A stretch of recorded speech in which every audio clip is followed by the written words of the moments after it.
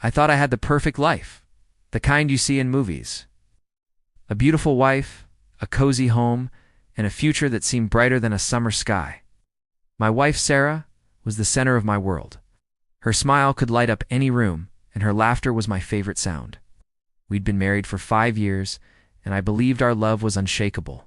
But behind that perfect smile, a devastating secret was hiding, one that would eventually tear my world apart. It all started subtly.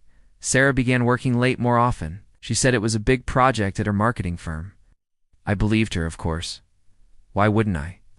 I'd bring her dinner, rub her shoulders, and tell her how proud I was of her hard work.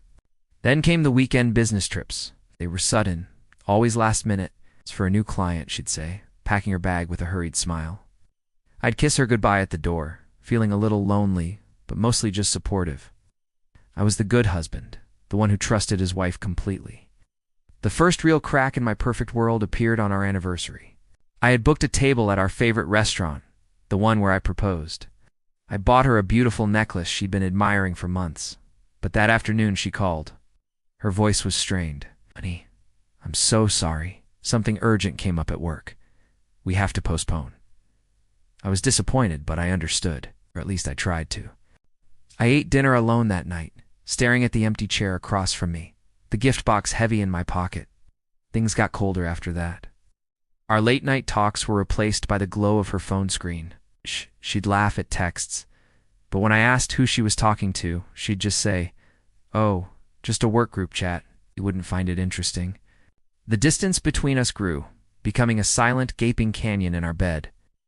The woman I married was becoming a stranger, her warmth replaced by a polite, distant chill. I started to feel a knot of anxiety tightening in my stomach. Something was wrong, terribly wrong. The truth, when it came, wasn't a dramatic confrontation. It was quiet and heartbreaking. I was looking for an insurance document in her car and found a second phone tucked away in the glove compartment.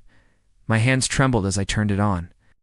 There were no passwords. It was filled with messages, not from a workgroup chat, but from a man named Alex. There were pictures of them together, laughing on a beach I didn't recognize, holding hands in a cafe I'd never been to. The dates on the photos matched her business trips. Her late nights at the office were dinners with him. Our anniversary, the night I ate alone, she had spent with him. Each message was a dagger to my heart. They talked about their future, a future that didn't include me. The smiles in the photos were genuine, more radiant than any I had seen from her in months.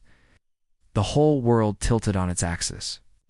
The woman I loved, the life I cherished, it was all built on a foundation of lies. Her smiles weren't for me. They were a mask to hide her betrayal. That evening, I placed the phone on the kitchen table and waited.